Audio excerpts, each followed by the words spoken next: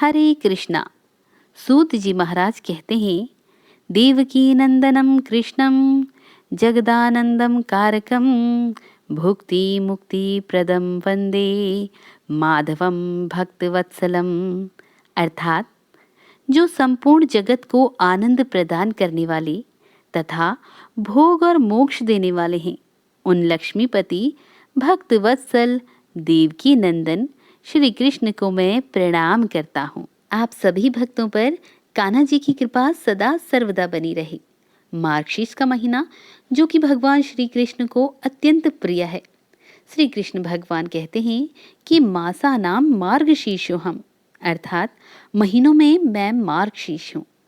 साल 2024 में मार्गशीर्ष यानी अघन का महीना 16 नवंबर से शुरू होगा, जो कि 15 दिसंबर तक रहेगा। इस माह में जो भी व्यक्ति श्री कृष्ण भगवान की उपासना करता है, उस व्यक्ति पर भगवान श्री कृष्ण का आशीर्वाद सदैव बना रहता है और उनकी कृपा से व्यक्ति को सभी कार्यों में सफलता प्राप्त होती है। हिंदू कैलेंडर के अनुसार नवा महीना अगहन यानी मार्गशीर्ष कहलाता है और यह महीना हिंदू धर्म में बहुत ही महत्वपूर्ण माना जाता है। सतयुग में देवों ने वर्ष का आरंभ मार्गशीर्ष माह के कृष्ण पक्ष की प्रतिपदा तिथि से ही किया था। वहीं ऋषि कश्यप ने इसी महीने कश्मीर की रचना भी की थी। जिस तरह से कार्तिक का महीना भगवान श्री हरि को समर्पित होता है, श्री हरि को कार्तिक का महीना इतना प्रिय होता है कि उनके भक्त पूरे कार्तिक के महीने में एक ही समय भोजन करते हैं और बहुत से नियमों का पालन करते हैं। ठीक उसी तरह से मार्गशीर्ष का महीना भगवान श्री कृष्ण को अत्यंत प्रिय होता है और इस माह में भगवान श्री कृष्ण के भक्त उनकी कृपा पाने के लिए उनकी उपासना करते हैं, पूजा पाठ करते हैं, स्नान दान करते हैं और बहुत से नियमों का पालन करते हैं। तो आज की इस वीडियो में मैं आपको बताने वाली हूँ मार्गशीर्ष मास यानी कि अगहन के महीने के महात्म्य के बारे में, जिसका बड़ा ही सुंदर वर्णन स्कंद पुराण के वैष्णव खंड में किया गया है। साथ ही जानेंगे इस महीने में क्या कार्य हैं जो आपको करने चाहिए और जिन्हें करने से भगवान श्री कृष्ण अपने भक्तों पर जल्द ही प्रसन्न हो जाते हैं। और जानेंगे कुछ विशेष उपायों के बारे में। अघन के महीने में शंख के द्वारा भगवान श्री कृष्ण की पूजा करने का भी विशेष महत्व होता है। क्या है वो महत्व? ये सभी जानकारियाँ आज की वीडियो में आप जानेंगे, तो वीडियो को अंत तक जरूर देखें और वीडियो पसंद आए तो लाइक और शेयर भी जरूर कीजिएगा। और हाँ, कमेंट बॉक्स में दिल से हरे कृष्णा अवश्य लिखिएगा। तो देखिए, मार्गशीर्ष माह के महात्म्य के विषय में स्कंद पुराण के अनुसार भगवान श्री कृष्ण कहते हैं कि जो व्यक्ति इस महीने में प्रतिदिन प्रातः काल विधि पूर्वक स्नान करके भक्ति पूर्वक विष्णु सहस्त्र नाम, भगवत गीता और गजेंद्र मोक्ष का पाठ करता है, इससे उसके पितरों को मोक्ष मिलता है और जीवन में खुशहाली भी आती है। भगवान श्री कृष्ण कहते हैं कि जो कोई पुण्य करने वाले व्यक्ति मेरे भक्त हैं, उन्हें मार्गशीर्ष मास का व्रत अवश्य करना चाहिए, क्योंकि ये मेरी प्राप्ति कराने वाला है और मार्गशीर्ष मास मुझे सदैव ही प्रिय है। इससे संतुष्ट होकर मैं अपने आप को भी अपने भक्तों को समर्पित कर देता हूँ। भगवान कहते हैं कि भक्ति पूर्वक इस महीने में ओम नमो नारायणाय इस मंत्र का जितना हो सके जप करें। मस्तक पर तिलक लगाते समय केशवाय नमः कहकर भगवान केशव का चिंतन करें। भगवान श्री कृष्ण कहते हैं कि जो व्यक्ति तुलसी काष्ठ की माला मुझे भक्ति पूर्वक अर्पित करके फिर प्रसाद रूप में उसको स्वयं धारण करता है, उसके सभी पातकों का नाश हो जाता है और उसके ऊपर मैं सदैव प्रसन्न रहता हूँ। जिसके घर में तुलसी काष्ठ या तुलसी का हरा या सूखा पत्ता रहता है, उसके घर में कलयुग का पाप नहीं फैलता।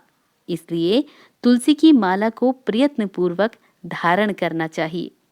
पद्माक्ष और आंवले की माला भी भक्ति पूर्वक मुझे अर्पित करके धारण की जाए तो वह भी उत्तम पुण्य देने वाली होती है।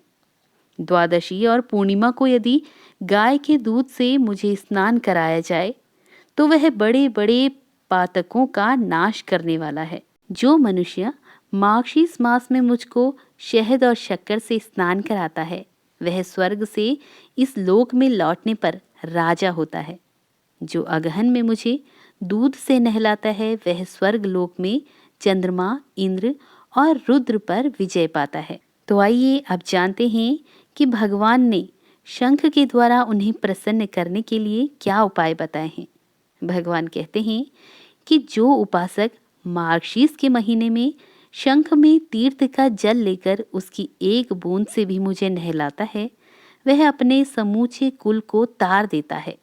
जो अगहन मास में भक्ति पूर्वक शंख ध्वनि करके मुझे स्नान कराता है, उसके पितृ स्वर्ग लोक में प्रतिष्ठित होते हैं।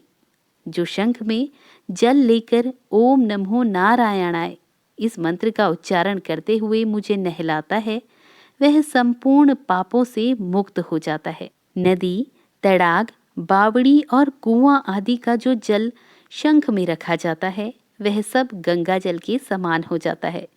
जो वैष्णव मेरे चरणोदक को शंख में रखकर अपने मस्तक पर धारण करता है वह तपस्वी मुनियों में सबसे श्रेष्ठ है।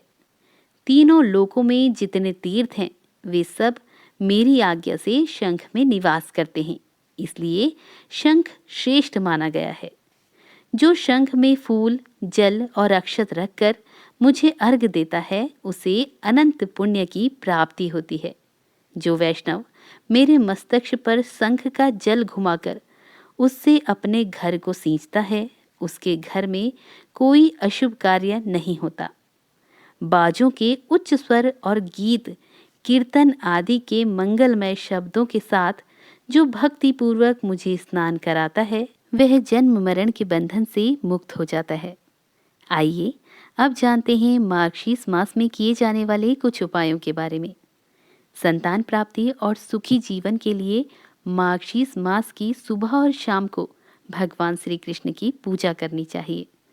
मंत्र जाप करते हुए शंख को भगवान के ऊपर घुमाएं, फिर शंख में भरे हुए पानी को घर के हर एक कोने में छिड़कें।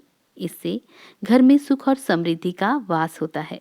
इस महीने में गायों की सेवा करने से श्री कृष्ण भगवान जल्द ही अपने भक्तों पर प्रसन्न होते हैं। यदि संभव हो तो गाय के शुद्ध घी का दीपक भी जलाना चाहिए। अगहन के महीने में दान देना भी बेहद शुभ माना जाता है।